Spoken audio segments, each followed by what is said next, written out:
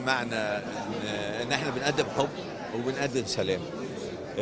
بندعو العالم كله، بنقول لهم تعالوا شوفوا قد ايه بلدنا جميله، شوفوا قد ايه بلدنا فيها احسن جو، فيها احسن ناس. احنا عندنا سياحه ملهاش وصف، عندنا سياحه شاطئيه، عندنا سياحه اثار، عندنا سياحه دينيه، سياحه علاجيه. تعالوا دوقوا حلاوه بلدنا بجد. بلدنا النهارده فيها امن، بلدنا النهارده يعني مستعدة فاتحة دراعاتها وبتقول لكم تعالوا اسعدوا بيها. إذا كنا احنا كفنانين أسعدنا الناس في يوم من الأيام ورسمنا بسمة على وشوشهم بأعمالنا الفنية، بنقول لهم النهاردة تعالوا بلدنا عشان انتوا كمان تفرحونا بقى زي ما احنا فرحناكم قبل كده. تعالوا انتوا كمان فرحونا.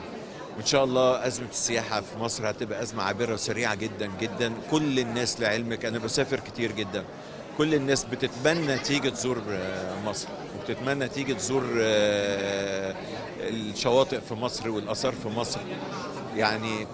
بس في ضغوط من ناس على ناس، لكن كل ده هيزال قريبا إن شاء الله.